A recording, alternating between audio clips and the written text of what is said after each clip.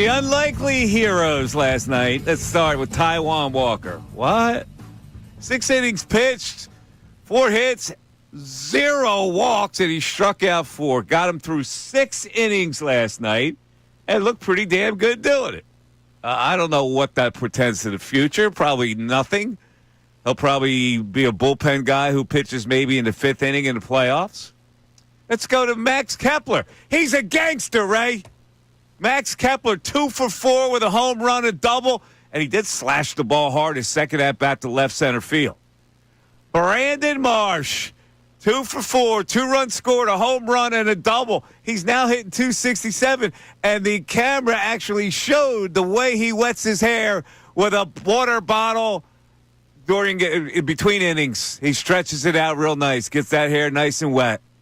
And Bryson Stott, 2 for 3 with a triple and a couple of great plays in the field. This is why I keep telling you, you sure change Bryson Stott. You hate Bryson Stott, but he saves a lot of runs with his glove. And last night he throws in a couple of hits. Phillies with a big win last night. I will say the Baltimore Orioles, I feel sorry for them. They look like a dead ball club. It's a shame when a team comes into a season with some promise after what they did last year. They realize that the whole season is a wash. And they look pathetic. Their at-bats are pathetic. They strike out. They take strikes. Really bad. But, listen, I'm not going to complain because last night the Phils with another solid win. That's 2 in a row over the Orioles. A shutout win, 5-0, and everything is good with the world right now, right? We got some issues to talk about. So let's first of all talk about Max Kepler. And afterwards, he said a few things, and he kind of got the fan base on his side. Did he get me on his side? No. Did not get me on his side. But can we hear from Max Kepler? Here was his post-game comments that a lot of people said, oh, I feel sorry for the guy. To be honest, it does get to me. I'm an overthinker, even before I started playing this game. So I try and analyze, what I did right or wrong in the past and, what's to come in the future.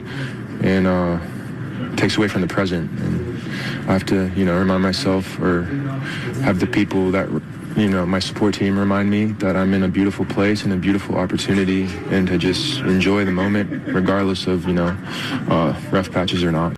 Well. Does that get people on his side, Ray? I'm trying to figure out, how we're supposed to react to that. He kind of had a woe is me type of thing. Yeah, it does get to me, and I'm trying, and I'm doing all this. And, in Major League Baseball, that doesn't matter. Whether you try or, whether it gets to you, it's all about performance. And when you don't perform, you're going to get the ziggy from the people. And so, listen, dude, I don't know what to tell you. When you hit 200 and you're acquired for $10 million in the offseason and you're supposed to produce and you don't produce, I don't know what we're supposed to do about it. Right? Your thoughts? It's apt that he says he's an overthinker on General Knowledge Wednesday, or at least leading into a General Knowledge Wednesday, because I think anyone that's ever listened to me try to answer a question on General Knowledge Wednesday would know I, too, am an overthinker. So I can empathize with him and what he's going through. And I think I've said it a number of times that it's nothing personal to Max Kepler. I hate what Max Kepler represents, and that's them not solving their outfield problem when you knew they had an outfield problem coming into the season. With that said, I will continue to criticize the guy. You're not going to stop criticizing a guy because, he says something thoughtful and endearing and very nice there in a night where he has a 2-run homer and he's kind of the star of the show. That's very good. You were paid to come here and do that multiple times this season. The fact that this is the first time we've seen him have 2 extra base hits since March 31st shows you that he has not lived up to what he was supposed to be here. I can empathize with a guy that's struggling in his profession and can't quite get out of it, can't quite find it, and he doesn't really have another option than just trying to battle every day to get out of it.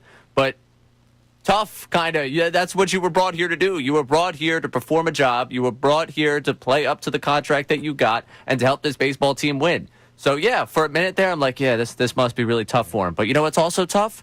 An outfield that doesn't give you what you need to win a World Series. So, yeah, Max, I feel for you, but I also feel for this baseball team because we haven't gotten enough out of the outfield. Yeah, I don't feel for really anybody who plays the sport. The sport is hard. Baseball is hard. I get it.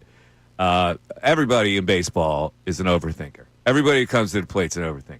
And there's only been one non-overthinker in the history of baseball. It's been Manny Ramirez because he didn't think at all. But most guys come in and you're thinking, what's he going to throw me? Last time he faced me, blah, blah, blah. I'm going to count. Does he throw a slider? Everything about baseball is overthinking. So it's not an excuse. A lot of overthinkers produce. Like right now, you know who's overthinking? Trey Turner. Trey Turner is a classic overthinker right now. He doesn't know which end is up right now. And that's overthinking. And you can't help but overthink. It's the nature of being a hitter in baseball. So, but I'm curious to know whether we're supposed to feel bad here. You know what? And apparently, a lot of people on social media do feel the bad that we've been on Max Kepler, and I don't understand that. This is a performance business, man. And if you're hitting 200 and you're supposed to be a guy who's got some thud, you're useless to the fan base. So I don't know. Am I supposed to feel guilty? I don't think you're supposed to feel guilty. What am I supposed to feel? I'm not sure what people are trying to feel. Like, I don't know if last night a lot of people who have spent the last few months bashing Max Kepler, like, were reminded that he's also a human.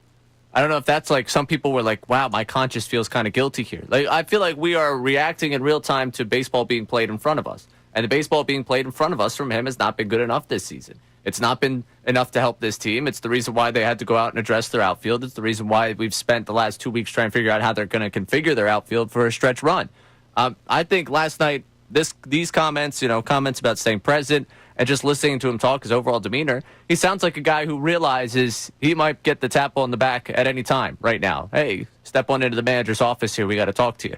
Like, I think that he realizes the pink slip could be coming, and I think that's a reality of this game. He also might be realizing the runway for his career might not be there. This was a prove-it deal, and he didn't prove it. He's also going to get paid. Listen, we don't think of players as human.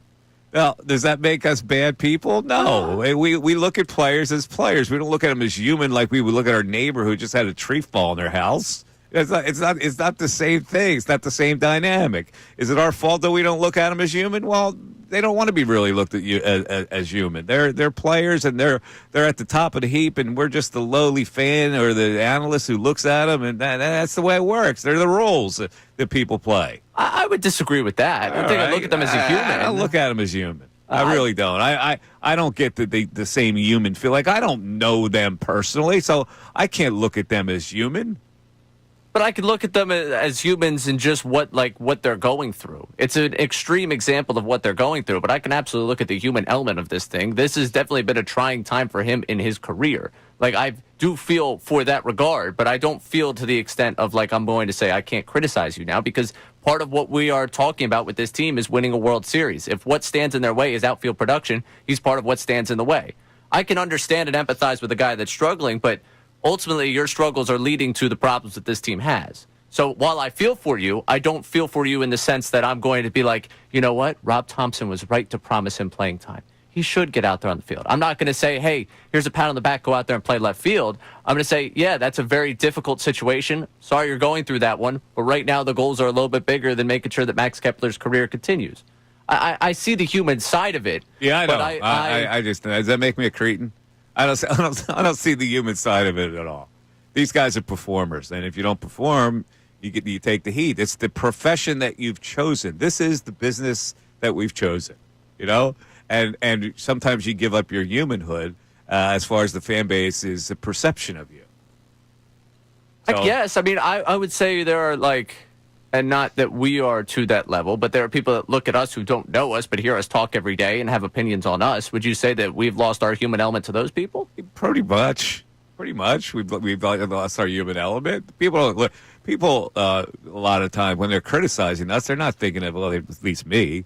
The heat I get on social media is like, okay, they're not really taking into consideration my human feelings, but I accept that. I know that I put myself on the line every day, so I can't expect the same feelings from people, just like a baseball player or any professional athlete can't. You've chosen this profession. It's a lofty profession. You get compensated handsomely. There are some drawbacks to it, and one of them is you might not be treated as the human being like your neighbor is. That's all I'm saying. Well, yeah, I think that Max Kepler, the left fielder for the Phillies, is going to be treated different than Joe Smith, the accountant at the firm down the street. Exactly. because no one's booing him on the walk to work unless he really screwed up your taxes. Like, I understand that element of it. I can just see the human side of him in how difficult this must be for him. But given that I know how difficult it must be for him, is not going to change the way I want them to run this baseball team and the way I feel about his playing time, the way I feel about him as a player. Like, when they end up when we get the press release that he was DFA'd, it's like, all right, that time is over. You know, I hope you go find success. I hope life goes on for you here, but last night didn't move me to the, you know what, Kepler just needs a chance to play. Can we hear Brandon Marsh? I want to hear Brandon Marsh. Because he's the guy who originally called him, man, dude, you're a unit. So he changed it up a little bit last night. He called him a gangster. Here's Brandon Marsh. I don't believe it weighed on him. You know, he's a professional. He knows what comes with the job, and he handled it well. He's handling it well. Like I said, Kep's a gangster. He's a gamer. Anytime he's out there, we know we got a good chance. So, got to keep believing in 1-7. He's a hell of a player. Yeah, keep believing in 1-7. He's a gangster. Kep's a gangster. Anytime he's out there, we got a good chance of winning. Come on, man. Hey, it's good in the character arc of Brandon Marsh if he's able to talk about someone else's struggle. Yeah, here's the question now, what they do. They double platoon, triple platoon. I'm telling you, I'm going to tell you right now. You know, this notion of platooning Bryson Stott in the playoffs is going to hurt you one day. All right? That's all I'm going to say. Because that guy will save you some runs that Sosa will not. And I hope the guy in the playoffs with this platoon that it doesn't hurt him. I'm going to put the people on notice right now. 610-632-0975. Guess what today is, Ray? General Knowledge Wednesday. And guess what the prize is? Oh, my God. A 4-pack of tickets to see The Who at the Wells Fargo Center or Boardwalk Hall in Atlantic City. It'll be your choice. We'll tell you more about it. We'll give you the topics after this. Thanks for watching. I love these outro videos because I can actually talk with my hands and it looks normal here. So subscribe right here and watch some more videos for us. How about it?